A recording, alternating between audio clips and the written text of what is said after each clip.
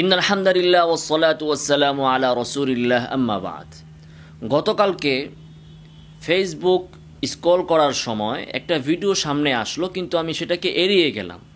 ওটা দেখার রুচি হলো না, যে দেখলাম যে কোরআনকে অবমাননা করা হচ্ছে, লাথি মারা হচ্ছে। তো আমি সেটা আর দেখলাম না, ভাবলাম যে এটা বিদেশের কোনো রাষ্ট্রে হয়েছে। কিন্তু পরবর্তীতে জানতে পারলাম যে এই ধরনের ঘটনা আমাদের এই বাংলাদেশে হয়েছে, যে বাংলাদেশে 99% মানুষ মুসলমান।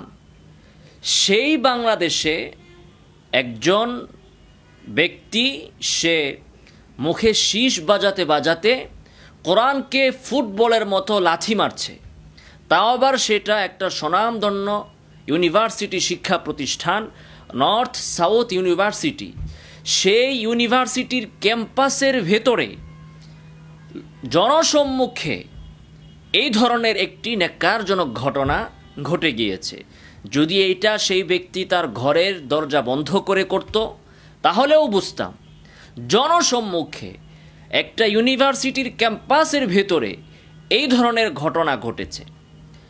তো এই ঘটনাটা ভাইরাল হয়েছে বলে আমরা জানতে পেরেছি, বা ওই ব্যক্তি, তার নাম হচ্ছে অপূর্ব পাল। এই পালে যেহেতু ফেসবুকে সে তার নিজের প্রোফাইলে এটা ছেড়েছে, সেজন্য আমরা জানতে পেরেছি। আল্লাহই জানে এই সকল ইউনিভার্সিটির ভেতরে ইসলামের বিরুদ্ধে, কোরআনের বিরুদ্ধে অবমাননাকর আরও কি হচ্ছে, আল্লাহ ভালো জানেন।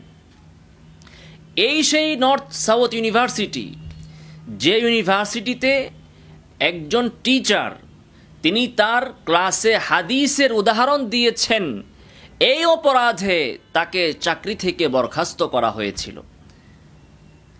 আর সেই ইউনিভার্সিটিতে আজকে এই ধরনের ঘটনা ঘটলো, ঘটনা ভাইরাল হলো। তারপরে তারা মিটিং চিটিং করে, অনেক মিটিং সিটিংয়ের পর ওই বাচ্চাকে, বা বাচ্চা তো না, ওই স্টুডেন্ট, প্রাপ্তবয়স্ক একজন মানুষ, ছাত্র, তাকে তারা বহিষ্কার করলো। যদি এটা ভাইরাল না হতো কোনো অ্যাকশনই নেওয়া হতো না। আরও দুঃখজনক কথা হচ্ছে, আমাদের এই যে তথাকথিত অন্তর্বর্তীকালীন সরকার, এই সরকার নাকি আমাদের সবার সরকার। কিছুদিন পূর্বে নুরা পাগলার লাশ উত্তোলনকে কেন্দ্র করে সঙ্গে সঙ্গে ডক্টর ইউনূস সাহেব বিবৃতি দিয়ে দিলেন, অথচ আজকে কোরআনকে লাথি মারা হলো, ফুটবলের মতো সেটাকে অবমাননা করা হলো। যা হয়েছে সেটা ভাষায় প্রকাশ করার মতো না। ওই ভিডিওটা দেখলে একজন মুসলমানের মাথা থেকে নিয়ে পায়ের রক্ত দাউ দাউ করে জ্বলে ওঠার মতো বিষয়। ওই ঘটনার পরে এখনো পর্যন্ত ডক্টর ইউনূস কোনো বিবৃতি দেন নাই, সরকারের পক্ষ থেকে কোনো বিবৃতি প্রদান করা হয় নাই। কেন? কারণ জানে এই বর্তমান মুসলমানদের রক্ত এটা পানির থেকেও আরও বেশি নিরামিষ হয়ে গেছে। এদের দেহের ভিতরে রক্ত বলতে কিছু নাই। ইসলামের জন্য এদের কোনো দরদ, কোনো মায়া, কোনো আকর্ষণ নাই। এজন্যই ডক্টর ইউনূসেরও এই বিষয়ে বক্তব্য দেওয়ার, বিবৃতি দেওয়ার কোনো প্রয়োজন নাই।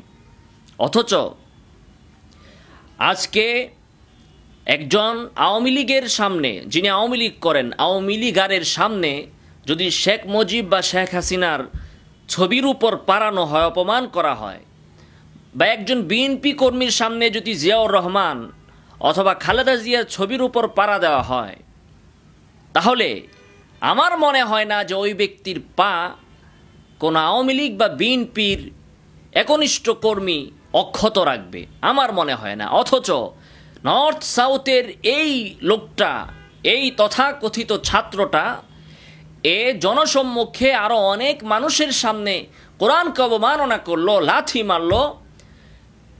তারপরেও একজন ব্যক্তিও তার পাটা স্পর্শ করে দেখল না।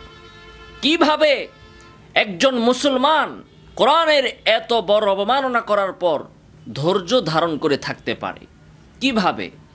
আবার ইউনিভার্সিটি প্রশংসা করছে যে ওই ছাত্ররা, তারা সৌহার্দ্যের পরিচয় দিয়েছে, সম্প্রীতির পরিচয় দিয়েছে। আমার ধর্মগ্রন্থকে লাথি দিয়ে পারানো হবে আর আমি চেয়ে চেয়ে দেখব আর আঙ্গুল চুষব, এটা হচ্ছে আমার ধৈর্য, এটা হচ্ছে আমার ধৈর্যের পরীক্ষা, এটা হচ্ছে আমার সম্প্রীতি।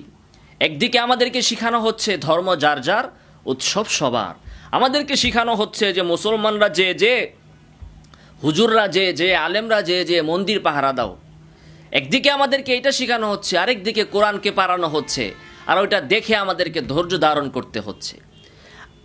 কথা এখানেই শেষ নয়। ওই ব্যক্তিকে বাঁচানোর জন্য এখন অনেক মিডিয়া, অনেক তথাকথিত সুশীল বুদ্ধিজীবীরা দাঁড়িয়ে গিয়েছেন যে এই ব্যক্তি হচ্ছে পাগল, এই ব্যক্তির মস্তিষ্কে সমস্যা আছে, মানসিক প্রতিবন্ধী, মানসিক রোগী, ইত্যাদি ইত্যাদি। আপনিই বলুন, একজন মানসিক রোগী একটা স্বনামধন্য ইউনিভার্সিটিতে কিভাবে ভর্তি হয়, কিভাবে সে লেখাপড়া করে, তার বক্তব্য, তার পড়াশোনা, তার কথাবার্তা ইত্যাদি বিবেচনা করলে কি আপনার কাছে তাকে পাগল মনে হয়? আর আমরা ইতিপূর্বেও দেখেছি, যখন ওই ইসলামের উপর কেউ কোনো আঘাত করে তখন তাকে পাগল বলে, তখন তাকে মানসিক রোগী বলে তাকে বাঁচিয়ে দেওয়ার একটা অপচেষ্টা চালানো হয়। তো সকল পাগল আর সকল মানসিক রোগীর আক্ষেপ বা রাগ বা ক্রোধ কি শুধু ইসলাম আর কোরআনের উপর? এরা কি বাইবেল পারাইতে পারে না? এরা কি গীতা পারাইতে পারে না? মানে পাগল হইলেই কি ইসলামের বিরুদ্ধে আর কোরআনের বিরুদ্ধে এদের জজবা উঠে যায়? কত বড় স্পর্ধা! এই ধরনের বেয়াদবকে বাঁচানোর জন্য আবার বুদ্ধিজীবীরা দাঁড়িয়ে গিয়েছে। আমরা জানি এই ছবির কিছুই হবে না, গ্রেফতার করা হয়েছে, কিছুদিন পরে ছেড়ে দিবে, কিছুই হবে না।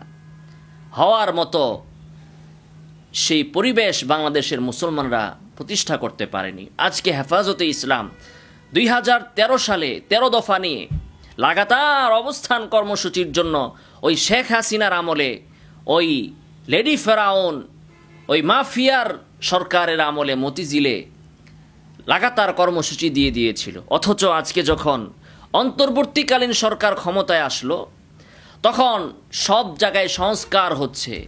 নারী কমিশন, পুরুষ কমিশন, নির্বাচন কমিশন, এরকম হাজার অসংখ্য কমিশন গঠিত হলো। দুর্নীতির বিরুদ্ধে কমিশন, সব জায়গায় উন্নয়ন করতে হবে, নামে বেনামে কমিশনের আর শেষ নাই, সংস্কারের আর শেষ নাই। হেফাজতের সাথেও অনেক মিটিং হলো ডক্টর ইউনূসের সাথে। হেফাজত কি একবারের জন্য 13 দফার কথা আবার তুলেছিল? হেফাজতের কাজ তো নির্বাচন কিভাবে হবে, নির্বাচন কি আগের সিস্টেমে হবে না নতুন সিস্টেমে হবে, নাকি পিআর পদ্ধতিতে হবে না কোন পদ্ধতিতে হবে, এটা তো হেফাজতের কাজ না। হেফাজত তার 13 দফা নিয়ে কি করলো? ডক্টর ইউনূসের আমলে ওই 13 দফা নিয়ে হেফাজত কেন কথা বলল না? যখন সব জায়গায় সংস্কার হচ্ছে, যখন নির্বাচন এর প্রক্রিয়া সংস্কার হচ্ছে, যখন সংবিধান সংস্কারের কথা উঠছে, যখন সংবিধান নতুন করে লিখার দাবি উঠছে, তখন হেফাজত কেন এই দাবিকে প্রতিষ্ঠা করছে না যে আমাদের যে 13 দফা ছিল তার মধ্যে একটা দফা হচ্ছে যে কোরআন বা রাসূল সাল্লাল্লাহু আলাইহি ওয়াসাল্লামের অবমাননা করলে তার বিরুদ্ধে মৃত্যুদণ্ডের বিধান রাখা সংবিধানে, বাংলাদেশের আইনে। এই বিষয়টাকে হেফাজত কেন এখন আর মুখে উচ্চারণ করতে ভয় পাচ্ছে? কেন তারা তাদের 13 দফাকে ভুলে খেয়ে বসে আছে? হেফাজতের কাজ তো ছিল ওই 13 দফা নিয়ে কাজ করা, হেফাজতের তো নির্বাচন নিয়ে কাজ করার কথা না। কাজে আজকে কি হেফাজত তার দায়িত্ব পালন করতে পারছে, পালন করছে? আরও দুঃখের বিষয় হচ্ছে, আজকে অতীতে শেখ হাসিনা এবং তার দল মন্দিরে মন্দিরে যে যা করত এবং যা বলতো, আজকে ইসলামী দলের নেতাগুলো তারাও ওই মন্দিরে যে একই কথা বলছে এবং একই কাজ করছে। আজকে একজনকে দেখলাম, একটা বড় ইসলামী দলের নেতা, যারা সামনে ক্ষমতায় আসার চিন্তা করেন, ওই নেতা বলতেছে যে ইসলাম আসলে কোনো ধর্মের নাম না, ইসলাম নাকি কোনো ধর্মের নাম না। এবং বাকি কথা তিনি বললেন যে আল্লাহ যদি আমার এই সংসদে নেয় তাহলে বাকি কথা সংসদে যায় বলবো। এখন বললে তো মুসলমানরা আর ভোট দিবে না, ভণ্ডামিটা ধরে ফেলবে, এজন্য বাকি কথা তিনি এখন বলবেন না, সংসদে যেয়ে বলবেন। তো ভোটের জন্য নির্বাচনে যাওয়ার জন্য তারা মনে করতেছে যে তাদের সাথে, দলের নামের সাথে ইসলাম থাকা আর গায়ে ইসলাম থাকা, এটাই হয়তো তাকে বাংলাদেশের ক্ষমতার মসনদে যেতে বাধা দিচ্ছে।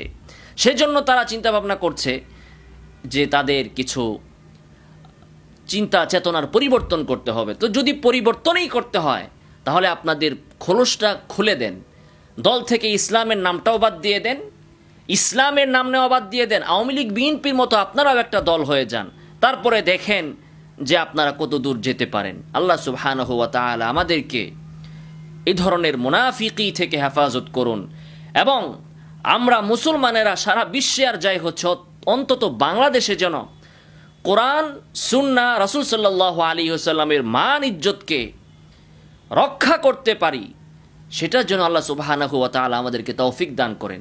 আজকে আমাদের সুন্নি ভাইদেরকে, তথাকথিত সুন্নিদেরকে আমরা দেখি যে ওনারা ওই রাসূল সাল্লাল্লাহু আলাইহি ওয়াসাল্লাম 1450 বছর আগে, 1500 বছর আগে জন্মগ্রহণ করেছিলেন, সেই মহাব্বতে 12 রবিউল আউয়াল ঈদ পালন করেন। আরে ওগুলো বাদ দিয়ে আজকে রাসূল সাল্লাল্লাহু আলাইহি ওয়াসাল্লাম আমাদের এখানে নাই, বাংলাদেশে নাই, তাকে নিরাপত্তা দেওয়া আমাদের উপর ওই দায়িত্বটা আসে নাই। শুধুমাত্র এতটুকু দায়িত্ব যে রাসূলের সম্মানটা যেন বাংলাদেশে থাকে, এই দায়িত্বটা অন্তত আপনারা সকল মুসলমানেরা পালন করুন, আমরা সকল মুসলমানেরা পালন করি। মদিনার আনসাররা রাসূলকে নিরাপত্তা দিয়েছে, তার জানের নিরাপত্তা দিয়েছে, তাকে আশ্রয় দিয়েছে।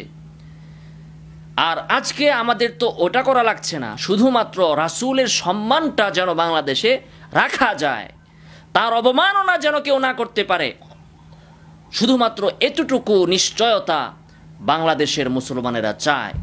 এর জন্য আমাদের সকলকে ঐক্যবদ্ধ হয়ে মাঠে নামা উচিত, এখনই নামা উচিত, আজই নামা উচিত, যেন ইসলামের বিরুদ্ধে, কোরআনের বিরুদ্ধে, সুন্নাহর বিরুদ্ধে ভবিষ্যতে আর কেউ অবমাননাকর কিছু না করতে পারে। আর বর্তমান সরকার যেহেতু বিভিন্ন সংস্কার নিয়ে কথা বলছে, আমরা মুসলমানেরা অন্তত আমাদের ইসলামের ধর্ম থেকে, ইসলামের জায়গা থেকে একটা সংস্কারের কথা বলতে চাই। আল্লাহ সুবহানাহু ওয়া তাআলা আমাদেরকে সেই সাহস এবং হিম্মত দান করুন। আমিন ওয়া আখিরু দাওয়ানা আলহামদুলিল্লাহি রাব্বিল আলামিন।